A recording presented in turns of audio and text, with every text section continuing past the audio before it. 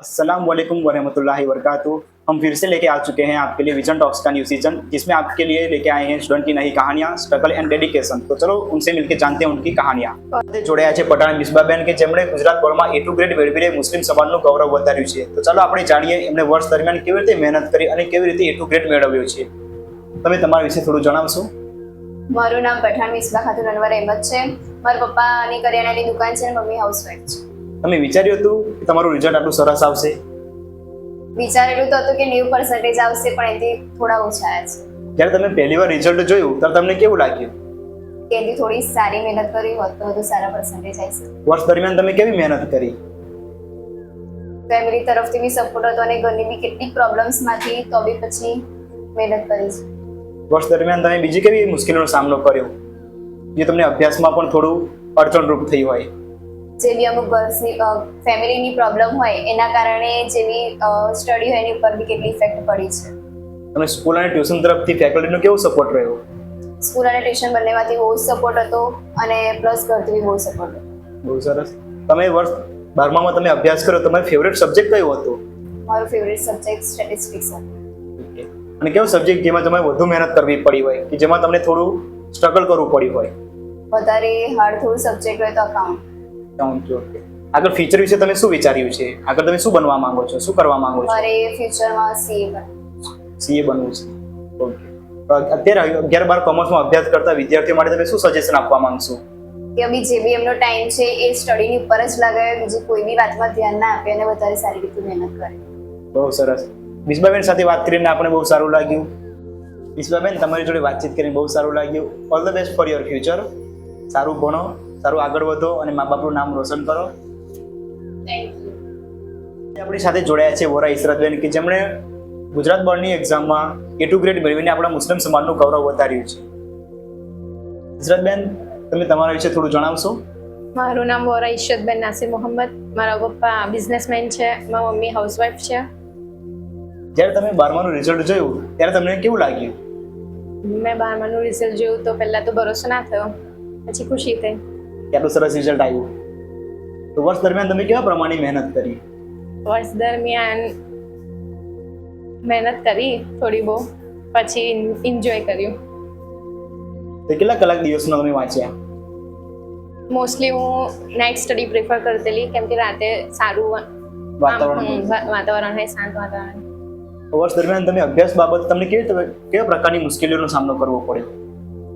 First of all પહેલાં તો આપણા મૂડ્સ છે કે નહીં, પછી બીજું ફેમિલીમાં શું છે, ફેમિલી પ્રોબ્લેમ્સ હોય એ। બસ 12માં તમને કયો વિષય જેમાં તમે વધુ મહેનત કરવી પડી હોય? અકાઉન્ટ્સમાં વધારે મહેનત કરવી પડી। અને કયો સબ્જેક્ટ તમે બહુ ગમતો હોય, તમને મન ગમતું હતું? બીએ। આગળ ફ્યુચરનું પ્લાન શું છે તમારું આ બાબતે? મારું ફ્યુચરનું પ્લાન ACCA છે। તો વર્ષ દરમિયાન તમને અભ્યાસમાં ફેમિલી અને સ્કૂલ અને ટ્યુશન તરફથી કેવો સપોર્ટ મળ્યો ફેકલ્ટીઝનો? ફર્સ્ટ ઓફ ઓલ ફેમિલીમાં તો એક્સપેક્ટેશન બધાની બહુ હાઈ હતી, સપોર્ટફુલ, બધાનો સપોર્ટ સારો હતો। સ્કૂલમાં સારો સપોર્ટ હતો, ટ્યુશનમાંથી બધાને એક્સપેક્ટેશન હતી હાઈ, બધા ટ્યુશનમાં સારો સપોર્ટ હતો, મહેનત સારી કરાઈ છે ટ્યુશનમાંથી। 11-12 કોમર્સમાં અભ્યાસ કરતા વિદ્યાર્થીઓ માટે તમે શું સજેશન આપવા માંગો છો કે કઈ રીતે પ્રિપેર કરે, એ પણ સારું પરિણામ મેળવી શકે? પહેલાં તો એ 12થને એટલું હાર્ડ સમજે નહીં, છે નહીં, એન્જોય કરે। સેકન્ડલી, અગર એમને સારું એ અચીવ કરવું હોય માર્ક્સ, તો ભરોસો પહેલાં પોતા પર હોવો જોઈએ અને મહેનત હોવી છે, પણ એટલી બધી નહીં કે છેલ્લે અફસોસ થાય કે આટલા ઓછા આવ્યા, એવું એટલી મહેનત નહીં કરવાની કે પોતે ડિમોટિવેટ થઈ જવાય। ઇસરત, તમારી જોડે વાતચીત કરીને બહુ સારું લાગ્યું। All the best for your future. સારું ભણો, સારું આગળ વધો અને આવી રીતે ફેમિલીનું નામ રોશન કરતા રહો।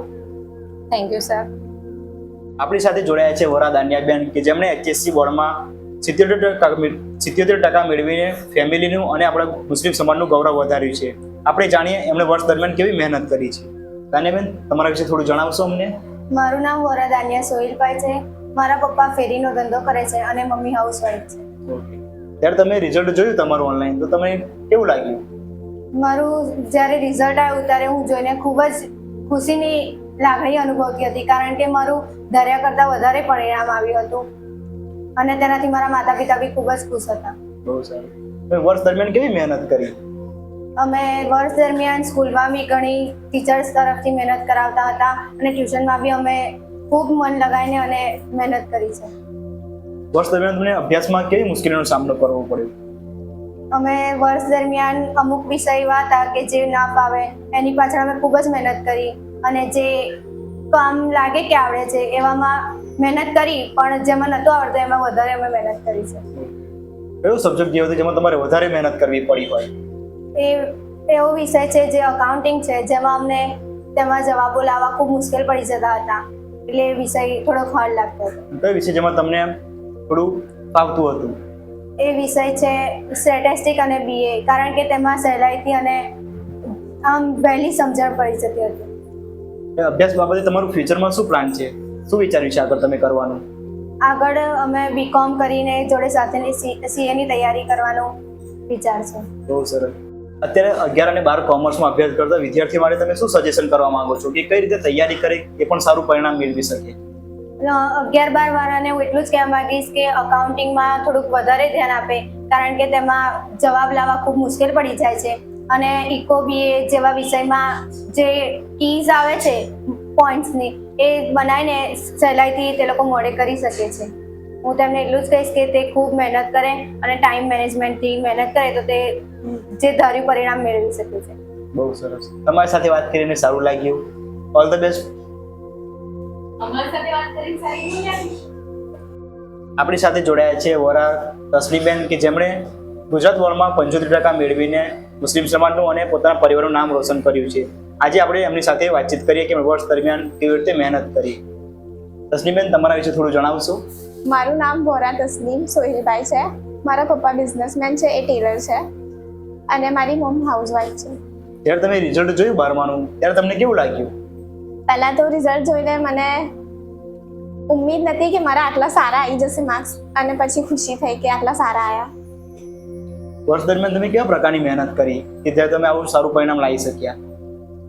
વર્ષ દરમિયાન મેં સારી મહેનત કરી છે, જેમાં મારા પેરેન્ટ્સનો બહુ સપોર્ટ હતો અને મારા ટીચર્સનો બી સપોર્ટ હતો, ટ્યુશનમાંથી અને સ્કૂલમાંથી પણ.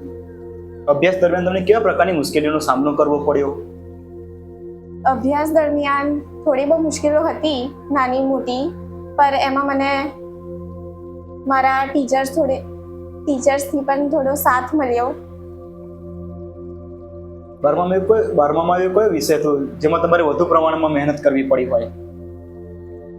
12મામાં એવો વિષય અકાઉન્ટ હતો, જેમાં મને થોડી મુશ્કેલ થઈ હતી, પર એમાં મેં વધુ મહેનત કરી હતી તો આવી ગયા સારા માર્ક્સ. બીજું કે તમે સોશિયલ મીડિયા અને એનો કેવા પ્રમાણમાં ઉપયોગ કર્યો? વધારે, ઓછો? સોશિયલ મીડિયાનો મેં બહુ ઓછો યુઝ કર્યો હતો અને વધારે મેં ભણવામાં ધ્યાન આપ્યું હતું. ફ્યુચરમાં તમે શું આગળ અભ્યાસ કરવા માંગો છો? ફ્યુચરમાં મારે અબ્રોડ જઈને સ્ટડી કરવાની છે. કયા સબ્જેક્ટ પર? મારે અકાઉન્ટ્સમાં થોડું ડીપ ભણવાનું છે. અત્યારે જે 11-12માં જે વિદ્યાર્થીઓ અભ્યાસ કરે છે એમના માટે તમે શું સજેશન આપવા માંગો છો એ પણ આવી રીતે સારું પરિણામ મેળવી શકે? જો જે 11-12ના સ્ટુડન્ટ્સ છે એ લોકોને વધારે મહેનત કરવી જોઈએ અને એ લોકોને એક ટાઈમ ટેબલ તૈયાર કરવું જોઈએ, તો એ ટાઈમ ટેબલ હિસાબે ચાલશે તો એમને સારા માર્ક્સ લાવી શકે છે એ લોકો. તસ્મીન, તમારી જોડે વાત કરીને બહુ સારું લાગ્યું. All the best for your future. અબ્રોડમાં પણ તમે આવી રીતે રિઝલ્ટ લાવીને અમારું અને ફેમિલીનું નામ પણ રોશન કરો. Thank you sir. આપણી સાથે જોડાઈ રહ્યા છે વોરા સનાબેન કે જેમણે ગુજરાત બોર્ડમાં 74% લાવીને એમના પરિવારનું અને આપણા સમસ્ત મુસ્લિમ સમાજનું ગૌરવ વધાર્યું છે. તો ચાલો આપણે એમની જોડે થોડી વાતચીત કરીએ. સનાબેન, થોડું તમારા વિશે અમને જણાવશો? મારું નામ વોરા સના છે. મારા ફાધર ફેરી ફરે છે અને મારી મધર હાઉસવાઈફ છે. તમે જ્યારે 12માનું રિઝલ્ટ જોયું ત્યારે તમને કેવું લાગ્યું? મારા ધાર્યા કરતાં વધારે માર્ક્સ આવ્યા હોય એવું મને લાગ્યું, પણ તો બી મારે થોડોક મહેનત કરવાની જરૂર હતી. વધુ સારું પરિણામ આવતું? હા. વર્ષ દરમિયાન તમે કેવા પ્રકારની મહેનત કરી કે તમે આટલું સારું પરિણામ લાવી શક્યા? મારા ટ્યુશન, સ્કૂલ અને મારા પેરેન્ટ્સની સપોર્ટથી અને રાત બે કલાક વાંચીને મેં થોડાક આવા માર્ક્સ કવર કર્યા.